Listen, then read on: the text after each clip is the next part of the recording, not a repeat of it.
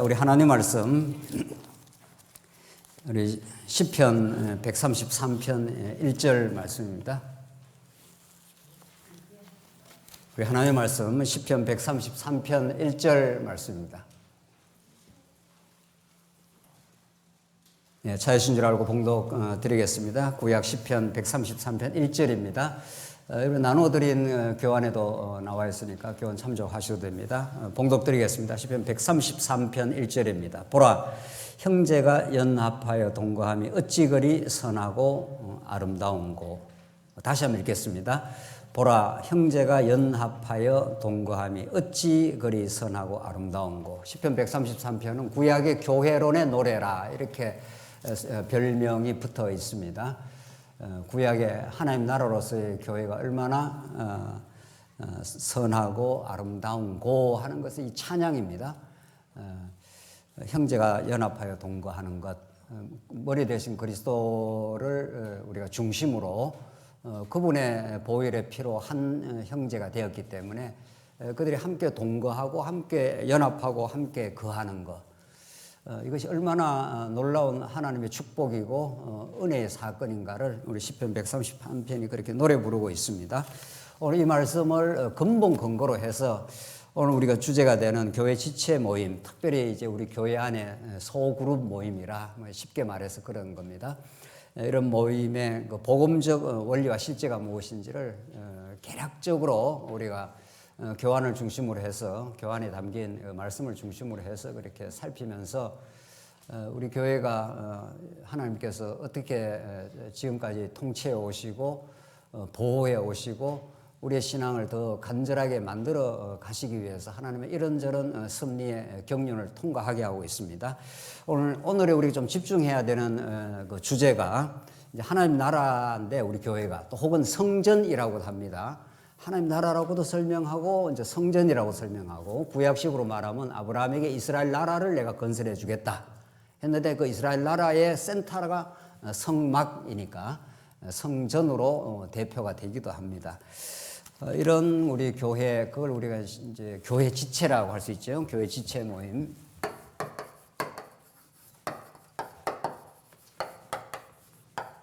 우리가 주목하는 건 이제 지체라는 건데, 이제 교회라는 건 가장 큰 이제 범주고, 교회라는 것은 이렇게 사람이 모인 곳이 아닙니다. 이 교회라는 말은 머리 대신 그리스도를 중심으로 해서, 이 교회라는 말 자체가 신령한 의미를 갖고 있기 때문에 사람들이 만나서 뭐 클럽 어떤 뭐 동호인들 모여서 모인 모임이 아니지 않습니까? 교회는 머리 대신 그리스도를 중심으로 지체로서 만났습니다. 이게 이제 교회인데, 그래서 우리가 이제 지체라 그러지 않습니까? 손이고 발이고 이렇게 해서 다 머리에 연결이 돼 있다. 신령한 의미에서는 육체적으로, 육신적으로는 이렇게 다 이렇게 떨어져 있지만은 우리에게 필요한 거는 이제 성령이 우리 이 땅에 찾아오신 것은 우리로 하여금 영적인 진리, 그걸 실체적 진리라, 그게 진짜라는 거죠. 눈에 보이는 것이 진짜가 아니라 눈에 보이지 않는 것이 영원하고 그게 진짜라는 거죠.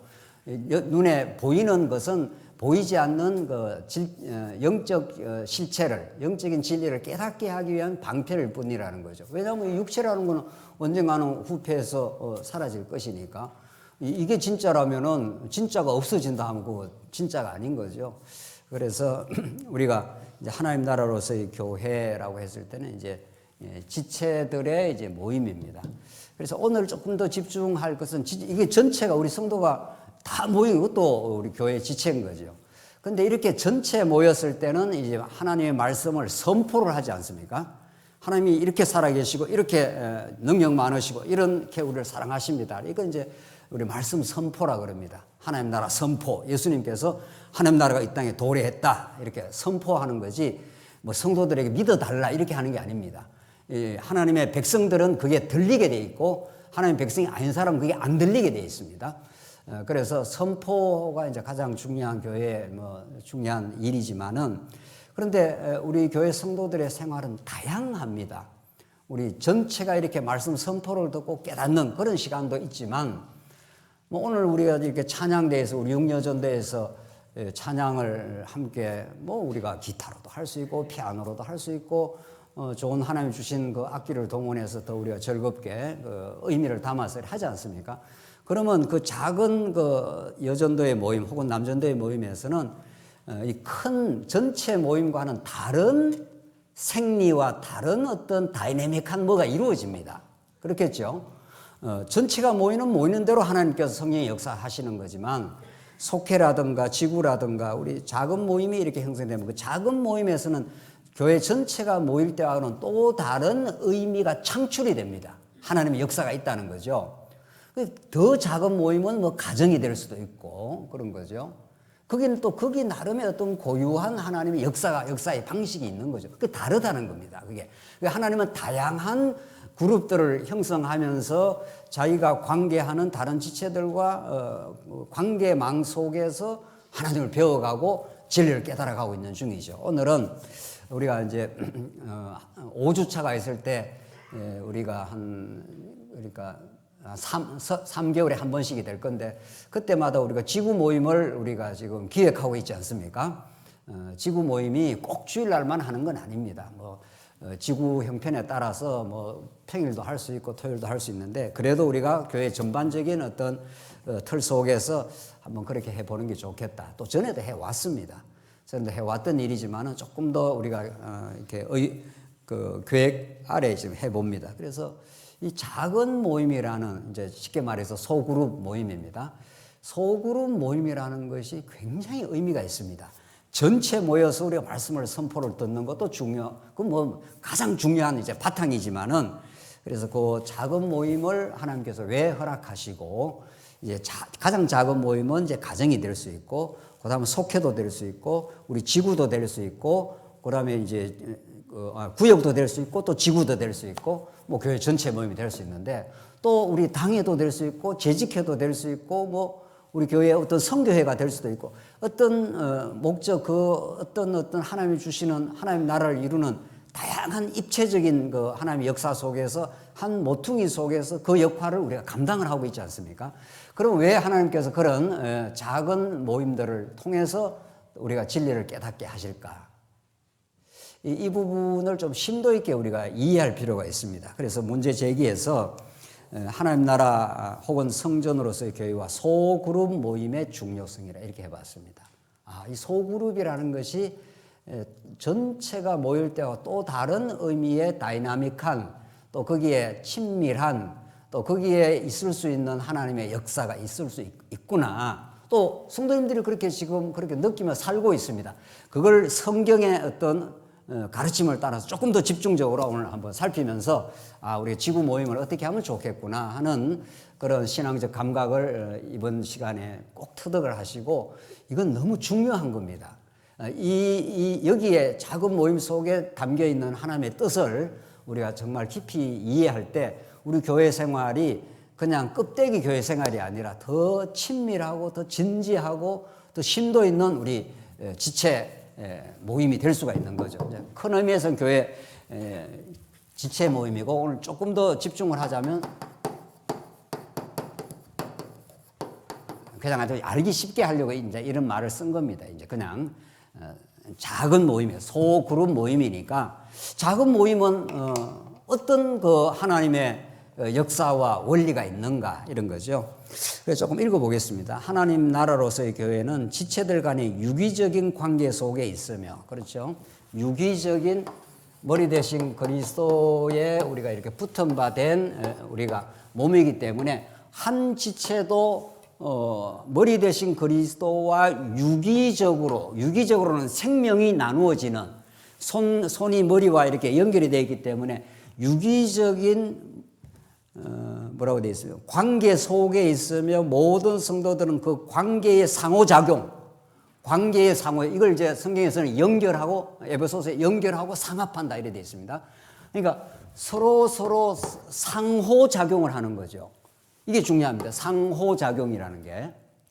상호작용을 하면서 우리가 깨달아가고 있는 중이죠. 그렇죠? 특히 소그룹 모임의 나눔을 통해서 성장해 갑니다. 왜냐하면 전체가 이렇게 모였을 때는 상호작용하기는 어렵지 않습니까? 상호작용이 없는 모임은 없습니다. 전체가 모여도 큰 의미에서 상호작용을 합니다.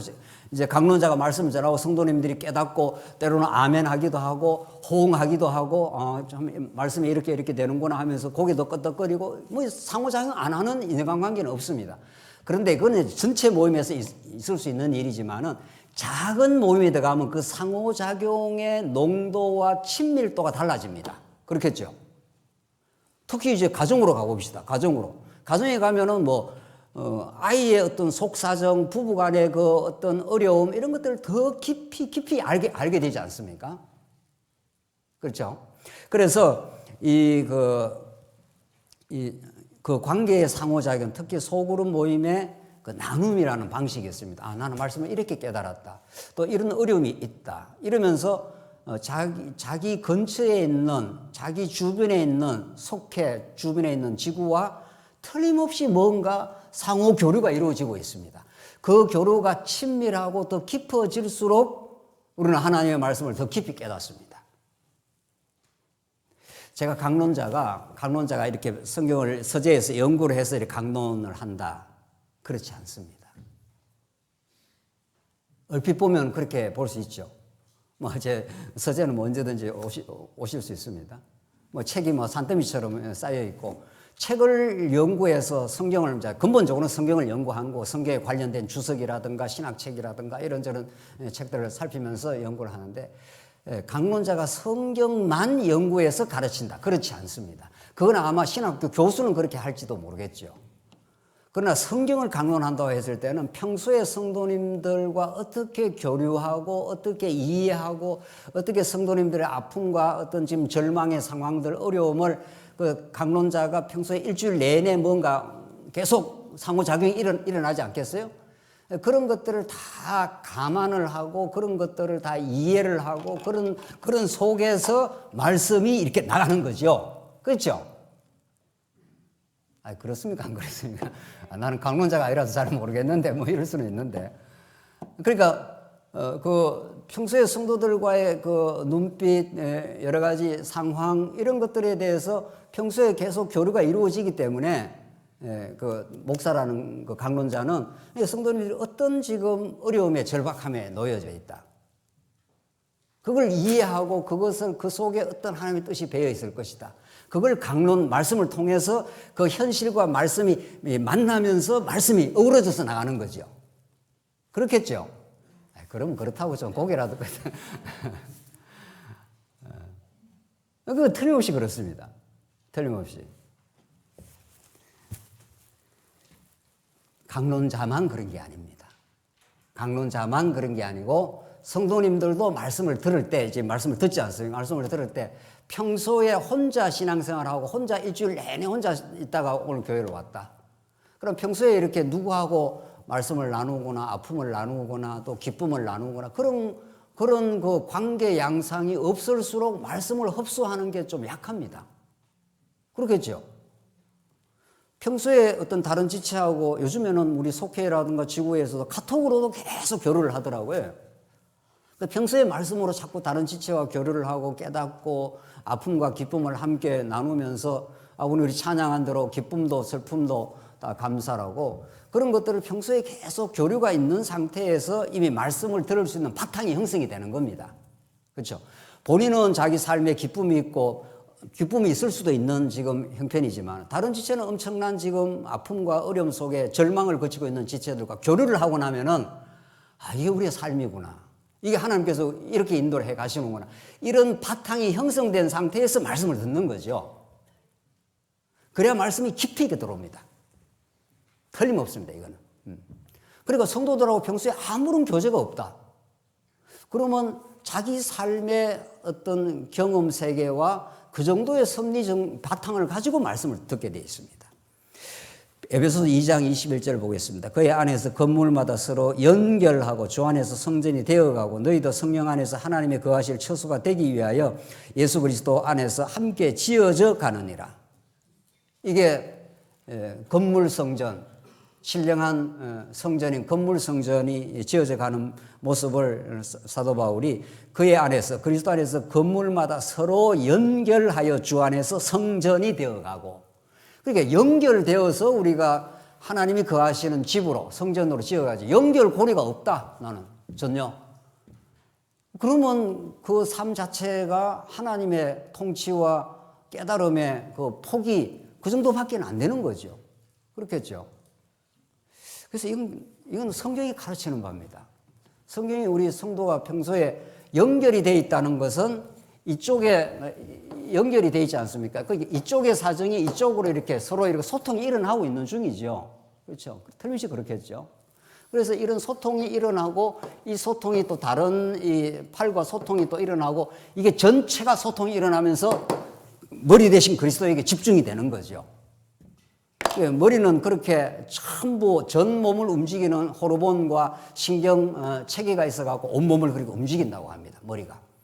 이게 인체 연구하는 사람들에 따르면 너무 이 머리의 역할이 중요하다는 거죠. 두뇌라는 게.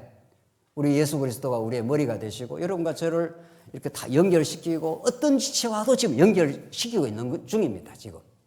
그래서 오늘 우리 지금 암 치료를 하고 있는 우리 신집사님이 우리 이제 교회 제 이제 연구실에 왔지 않습니까? 그 연결이 돼 있는 거죠. 아유, 그렇게 힘드셨다고. 얼마나 그 초기 그 치료가 힘들었냐고. 그래서 정말 이렇게 또 치료해보고 저렇게 또 치료해보고 하면서 지금은 겨우 뭐 맞춤 치료가 돼가지고 어려움을 지금 좀 극복을 하고 있고 그래서 기도로 이제 전화로 기도를 했습니다. 그분이 부모님들이 다 교회를 다녔는데 한동안 교회를 안 다녔다는 거죠. 그래서 이것이 하나님께로 돌아오게 하는 한 찬스가 될 수가 있습니다. 어려움 중에 낙심하지 말고 더 하나님을 더 의지하고 또 그렇게 하시죠. 이렇게 해서 이제 기도로 이제 마치고 이제 헤어졌습니다. 그런 것들은 한 지체의 일이 아닙니다. 그냥 제가 이제 목회자이기 때문에 이제 목회 상담을 하는 거지만은 이게 우리 한 사람의 일이겠냐고요. 전체 성도가 다 아는 거죠. 이쪽에 어떤 어려움이 발생이 되면은 이쪽 손에 어려움이 발생되면은 여기 신경 체계가 머리로 올라간다는 거 아니에요. 그 머리에서 전체 몸에 지령을 내리는 거죠. 아, 이런 성도가 이런 지금 어려운 지경에 지금 있으니 함께 우리가 같이 정말 마음을 같이 해주고 공감을 해주고 함께 우리가 이 일을 통해서 하나님을 더 배워 가십시다. 하는 게 전체가 움직이는 거죠. 그래 한 지체의 움직임은 교회 전체에 반영이 되는 겁니다. 그래야 그게 건강한 지체가 되는 거죠. 어떤 지체가 뭐 아파서 있든지 어떻게 되든지 그걸 뭐 우리가 모르고 형편도 모르면은 이게 한 가족으로서의 지체가 될 수 없는 거죠. 그만큼 이 연결이라는 게 그렇게 중요합니다. 자, 두 번째.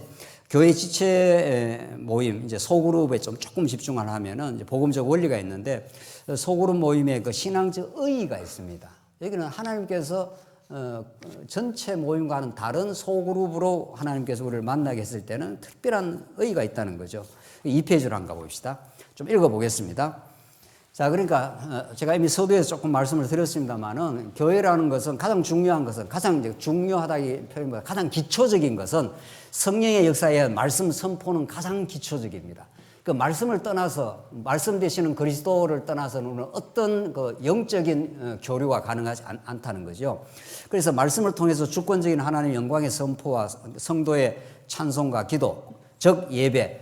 이 예배라는 건 오늘 이 시간만 예배가 아닌 거죠. 잘 알고 계시죠? 삶 전체로서의 예배로 이루어지며 말씀 선포는 가장 기초적인 중요한 과정입니다. 뭐 우리는 이거는 뭐 이론의 여지가 없죠. 자, 그러나 더 필요한 과정이 또 있습니다. 말씀 선포만 듣고 뭐 신앙생활이 끝나고 말씀 듣고 뭐 식사하고 뭐 집에 돌아가시면 되죠. 근데 우리 교회에서는 그렇게 하지 않지 않습니까? 뭐 속회 모임도 있고 또 우리가 지금 계획하는 뭐 지구 모임도 있고 또 우리 당회도 있고 뭐 재직회도 있고 각각 또 기능이 또 달라요. 그게 또 맞는 그 성도들이 모인다고요. 자, 그래서 생명의 말씀이 씨앗처럼 성도 안에서 자라고 성숙해 가는 과정은 지체 관계를 통해서도 이루어집니다. 우리 성숙은 여러 측면이 있는데 말씀을 듣고도 성숙하고 지체 관계를 통해서 성숙하고 사회생활을 통해서도 성숙하고 고난을 통해서도 성숙하고 기쁨을 통해서도 성숙하고 뭐 하나님께서 다 우리가 하나님을 더 알고 성숙하게 하려고 두신 건데 오늘 우리의 주제는 이 소그룹 모임, 지체 관계를 통해서도 우리가 성숙한다는 겁니다. 요거에 조금 더 집중을 해봅시다. 그래서 즉 말씀을 들으면서 나름의 소중한 깨달음을 나누되 자신이 이해한 내용이 올바른지를, 제가 가끔 우리 애 이야기하죠. 이렇게 여기서 말씀이 전달되면은 어른이 이 말씀을 듣는 거하고 어린 애가 말씀을 듣는 거하고 같겠습니까? 다르겠습니까? 달라도 어때요? 예. 똑같은 말씀이 전파가 됐는데 여기는 이제 상당히 오래 신앙생활하고 많은 연단을 거치고 이런 우리 성도가 말씀을 듣는 거하고 우리 작은 애, 우리 교회학교 애들, 우리 애가 처음에 어릴 때 인생이 참 힘들다 이런 말을 하더라고요. 초등학교 1학년인가 2학년 때. 네가 무슨 인생에 대해서 아냐? 그러니까 이 친구는 엄마 아버지가 쓰는 말을 앵무새처럼 반복을 하고 있는 중이에요. 그러면 누가 남들이 들으면 이 친구가 굉장히 인생에 대해서 깊이 고뇌가 있었고 기쁨 뭔가 겪었구나 이렇게 말하지 않지 않습니까? 똑같은 말을 듣고 똑같은 말을 앵무새처럼 반복을 한다고 하더라도 그 깨달음의 깊이는 이런 갭이 있습니다. 그렇겠죠, 당연히. 그래서 똑같은 언약 성취를 말한다고 해도 그 깊이가 다릅니다.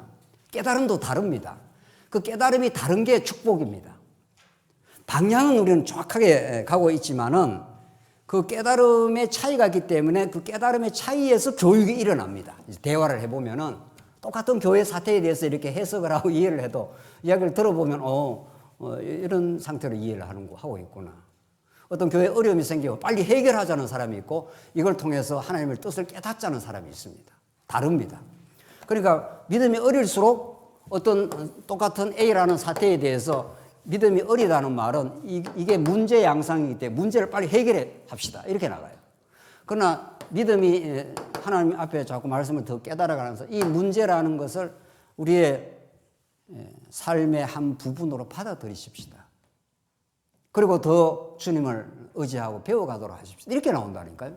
똑같은 사태에 대해서 받아들이는 차이가 있다는 거죠. 당연히 그렇겠죠. 거기에서 이제 드디어 교육이 시작이 되는 겁니다. 같이. 소그룹 모임에서. 똑같은 교회에 똑같은 어떤 일에 대해서 해석이 달라요. 우리는 하나님 여호와를 배우기 때문에 해석이 똑같아야 되는데 원리적이고 궁극적 해석이 똑같지 어떤 직접적인 일어나는 일에 대한 해석이 다릅니다. 조금 더 읽어보시죠. 그래서 말씀을 들으면서 나름의 소중한 깨달음을 나누되 자신이 이해한 내용이 올바른지를 성숙했는지를 서로 확인을 할 필요가 있습니다. 내가 말씀 들었다. 민숙이 다 들었다. 그게 어떻게 자기가 이해했는지 그 똑같은 말씀을 이렇게 듣는지는 굉장한 차이가 있습니다. 이 차이가 축복입니다. 이게 교회는 차이가 있어야 여기서부터 이제 다이나믹한 교육이 시작이 되는 거라고 그러죠. 내가 이해한 바는 이런 건데 그럼 어떤 딴 사람은 아니야 이렇게 볼 수가 있어 이렇게 나오는 거죠. 아닌데요. 그러면서 서로 이제 대화가 시작이 되는 거죠.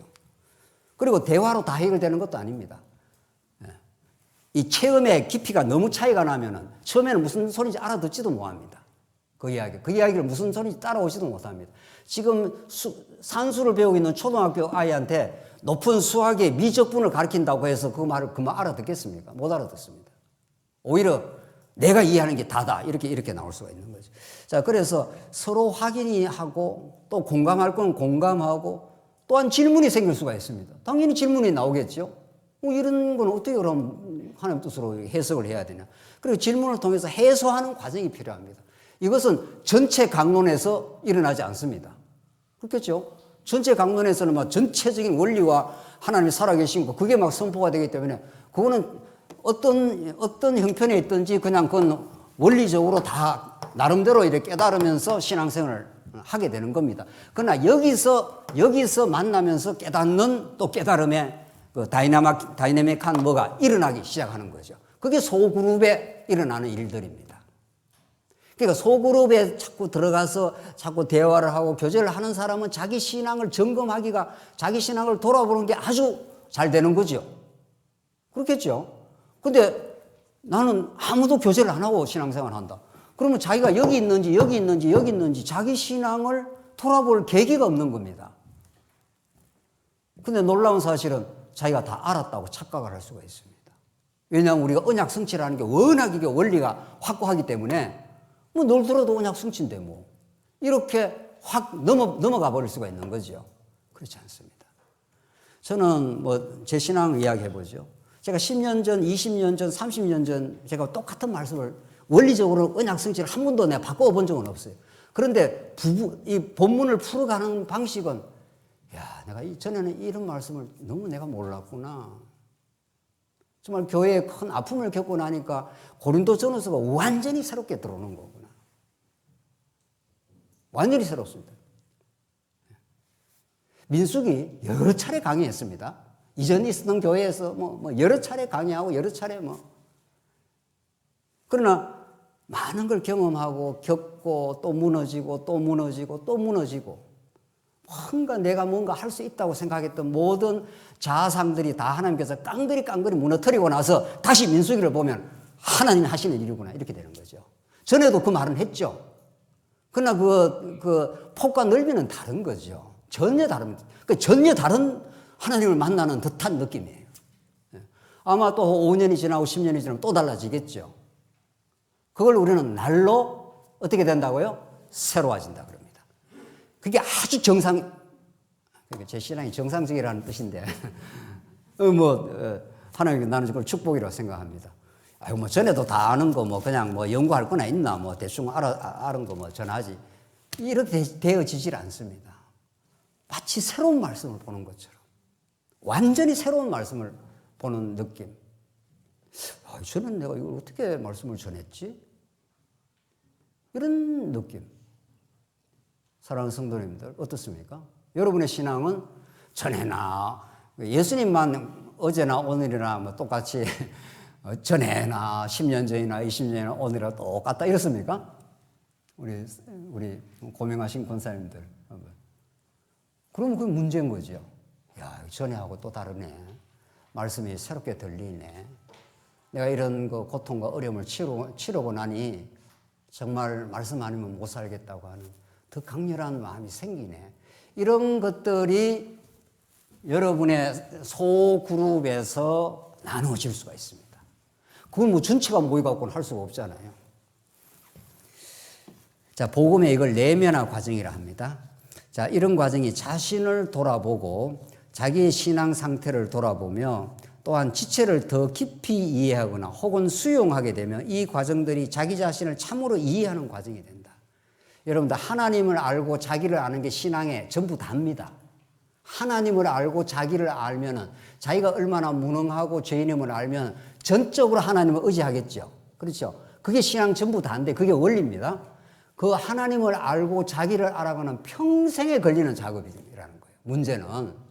문제라기보다도 그 여정으로 따지면 10대 때 다르고 20대 다르고 30대 다르고 40대 다르고 50대 다르고 60대 70대 다 달라요.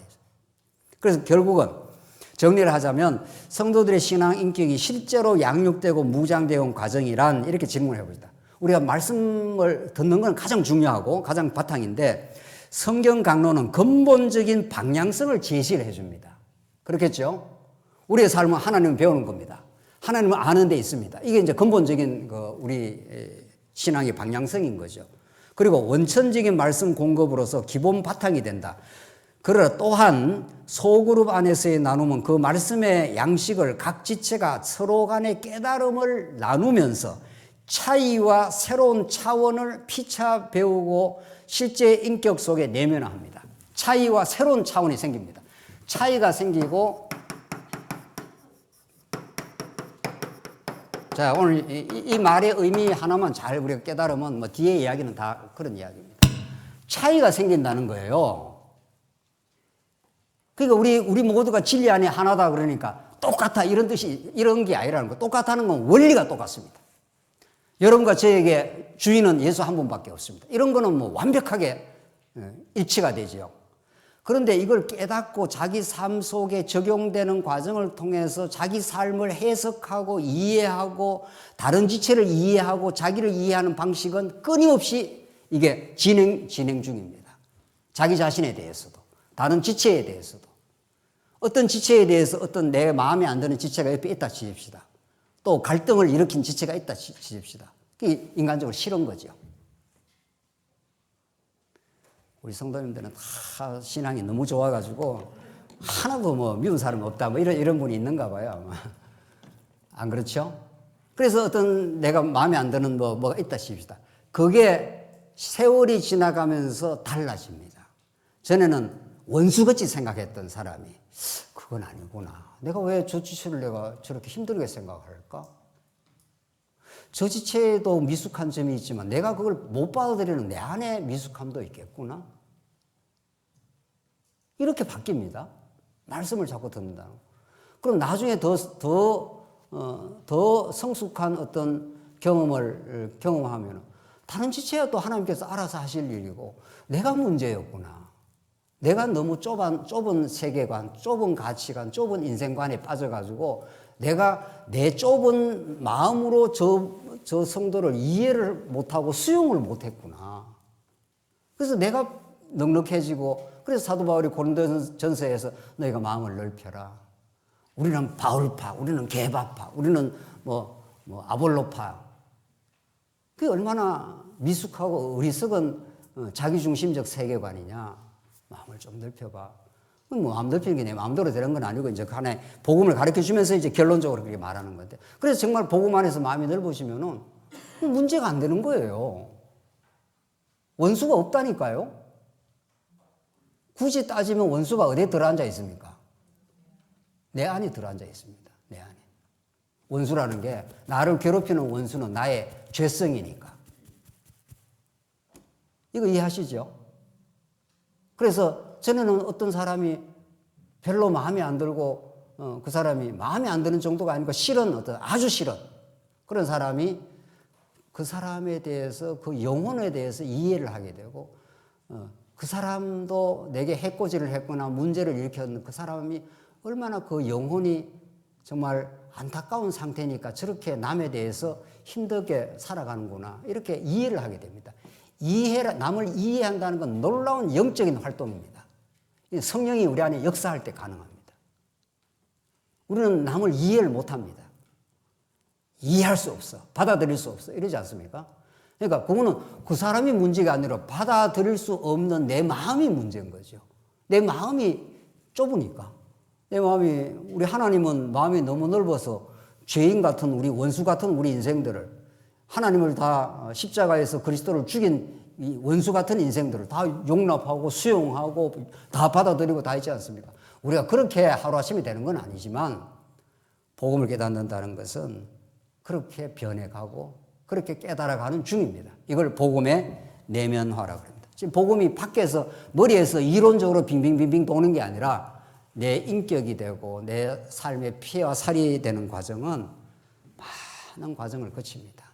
연단도 거치고 그 중에 하나가 소그룹 모임에서 정말 깊이 있게 이해를 해보면은 다른 사람을 이해해가는 과정이 자기를 이해하는 과정입니다. 이 놀라운 비밀을 아십니까? 다른 사람을 이해하는 과정이 나를 이해하는 과정입니다.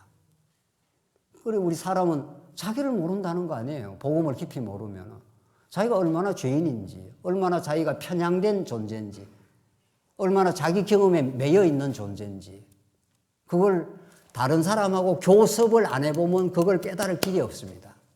제가 지난 수요일도 그런 제가 간단한 경험을 말씀드렸는데 제가 학창 시절 때 그 불쌍한 그 옛날에 중학교를 못 다한 그 애들이 그 공장에 있는 애들이 많았습니다. 제 지방 도시에 있을 때. 그 애들을 공부시켜주는 야간 학교, 그때 이름으로 재건 학교라고 그랬습니다. 혹시 기억나시나요? 나이 좀 드신 분들 재건 학교라고 일반 학교를 못 가는 아들 말이죠. 그 제가 어떻게 선배한테 연결이 돼가지고 제가 나중에 이제 교감을 했습니다. 교장 선생님은 연세가 많은 분이 있었고 대학생 중에 이제 제일 전체적인 그 역할을 한 거죠. 교감 선생님을 하고. 그래서 그 옛날에 그 가리방이라는 게 있어요. 가리방 아시나요? 예, 가리방 끌고 가지고 프린트 해갖고 막 이렇게 끌고 가지고 시험 문제 만들어 갖고 주고 하면서 그 검정고시라는 게 있습니다. 1년에 뭐 2차례인가 검정고시.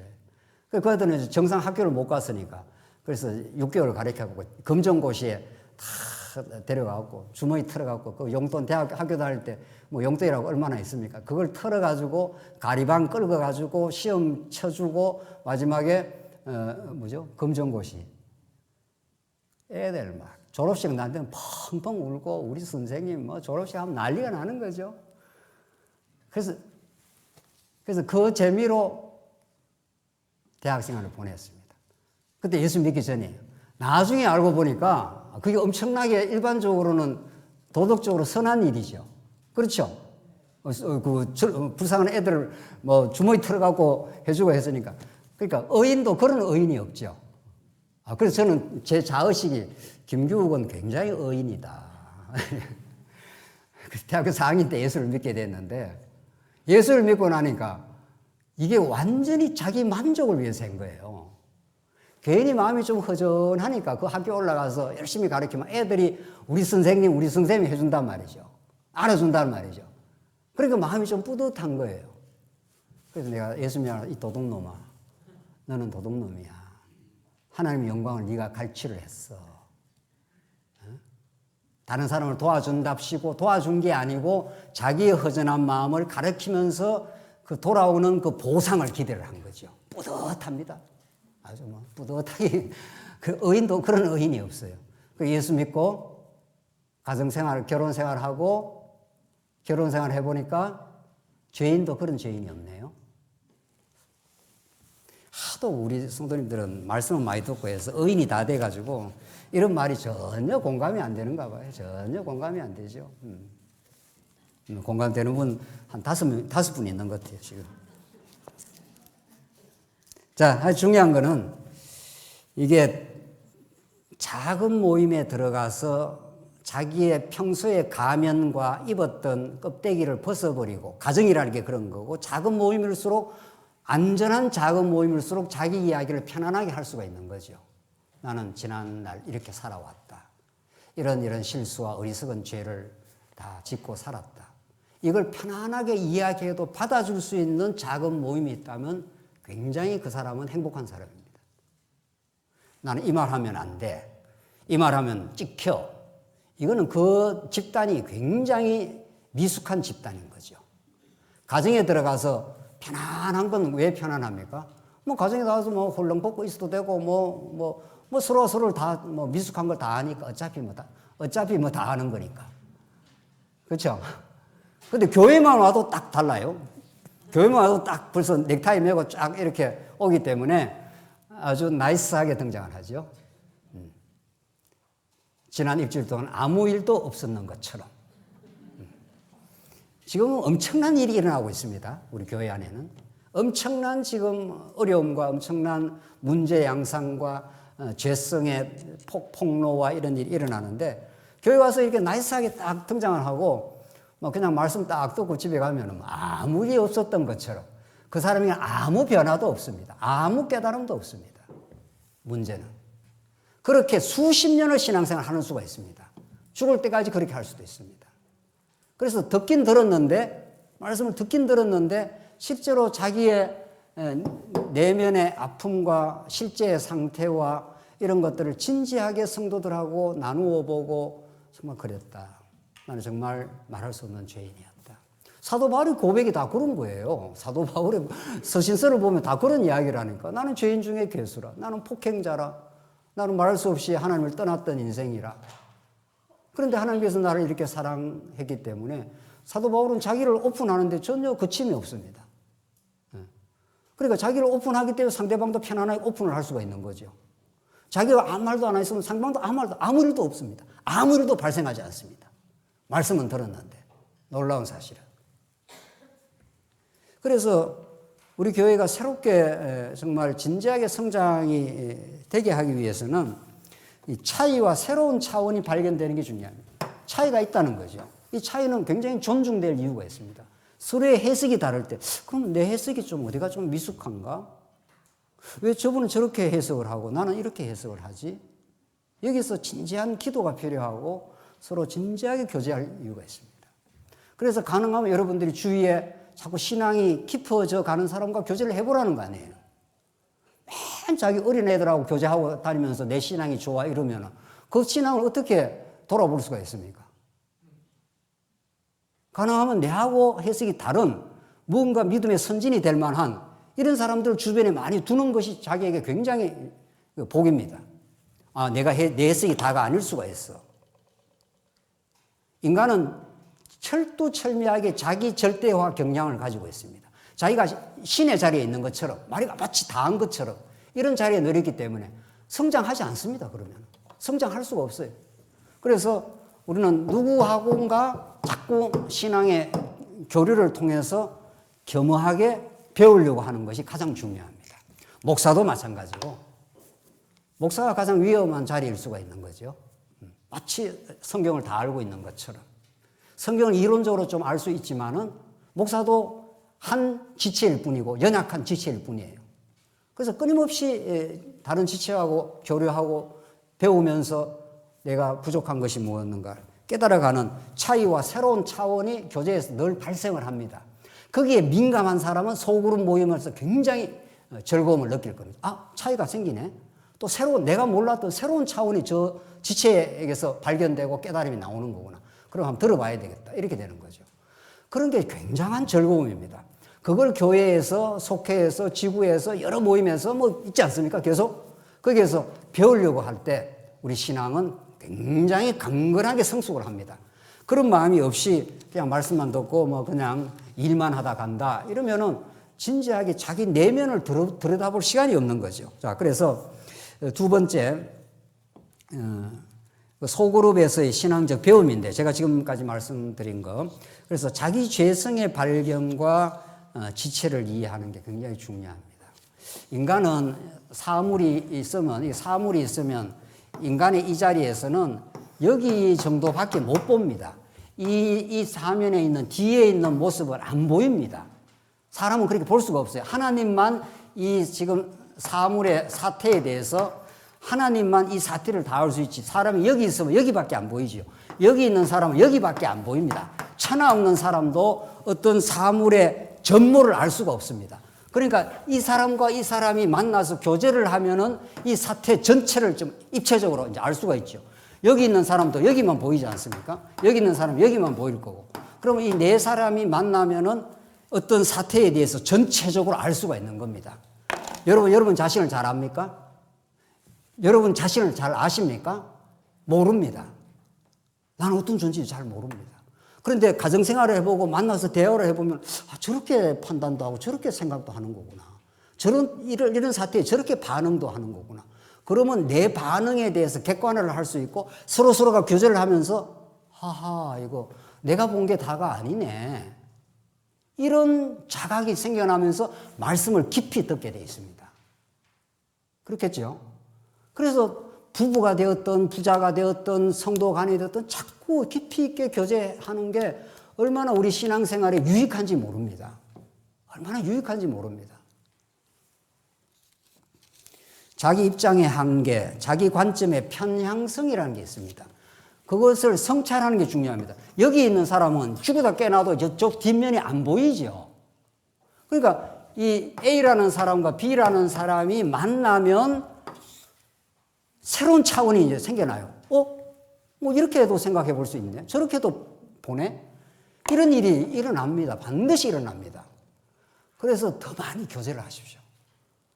그것도 껍데기로 하지 말고 깊이 있게 자기의 아픔과 어려움을 이야기하면서. 그러면 상대방도 굉장히 그 반응이 옵니다. 왜냐하면 자기가 이제 오픈되어 있기 때문에 상대방도 편안하게 오픈하면서 내가 하나님을 이렇게 깨달아 왔는데 그러면서 드디어 이제 교제가 시작이 되는 거죠. 그런 교제를 평생에 안 해보고 천국 가는 사람이 많다는 거 아니에요. 놀라운 사실은. 그래서 3페이지 가시면은 이제 결론으로 가는데 제일 위에 보십시다. 지체 간의 서로의 나눔을 통해 서로가 서로에게 배우는 교육적 경험이 일어나고 골로새서 3장 16절입니다. 그리스도의 말씀이 너희 속에 풍성히 거하여 모든 지혜로 그다음 뭐라고 되어 있습니까? 피차 가르치며 권면하고 이렇게 돼요. 피차 가르치고 권면하며. 이때 가르치는 게 압도적으로 누가 누구를 막 이렇게 지도하고 이런 게 아니라 서로가 서로에게 배울 것이 있다. 이렇게 된다는 거죠. 이런 그 교육적 마인드, 이게 하나님이 우리에게 주시는 마음입니다. 왜? 우리는 누구나 다 죄인이니까.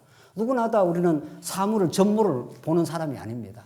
자기 입장에서, 자기가 배운 경험에서, 자기가 살아온 어떤 경험의 측면에서 어떤 교회 문제를 바라보거나 어떤 사물을 보거나 그렇게 하고 있는 중이죠.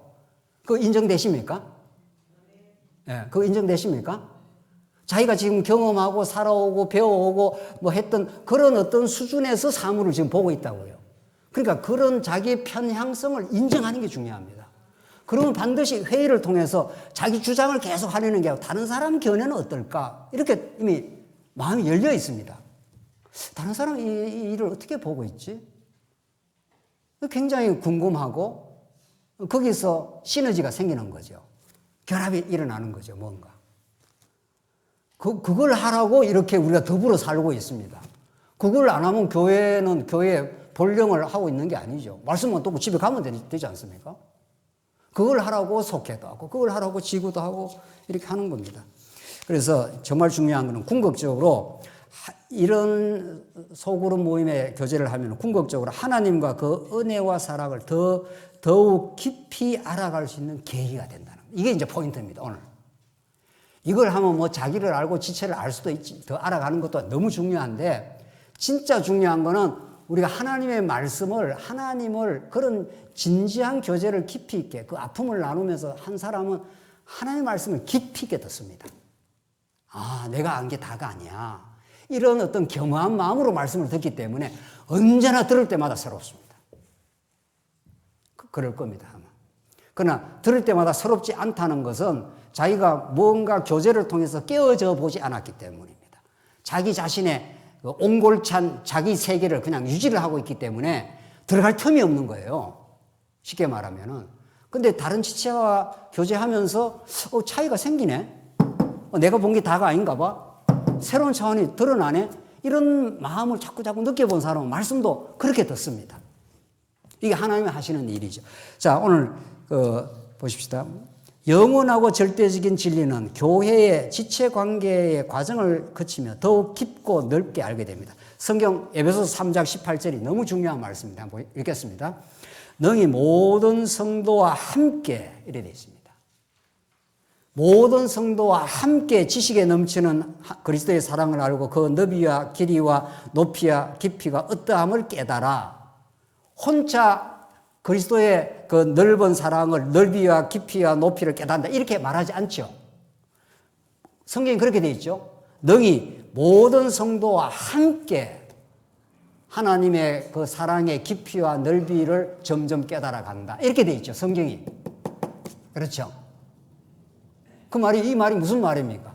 그러니까 다른 지체와 모종에 지금 자꾸 교류가 일어나고 때로는 갈등이 일어날 수도 있습니다. 차이가 때로는 갈등을 일으키기도 합니다. 내가 아는 게 다인데 왜 무슨 소리 하고 있어? 이렇게 나가는 거죠. 이 차이가 과정에서는 갈등도 생깁니다. 그러나 그 갈등을 잘 소화하고 나면은 그게 성장의 계기가 되는 거죠. 우리 아이들 갈등 안 하고 성장하는 아이들이 있습니까?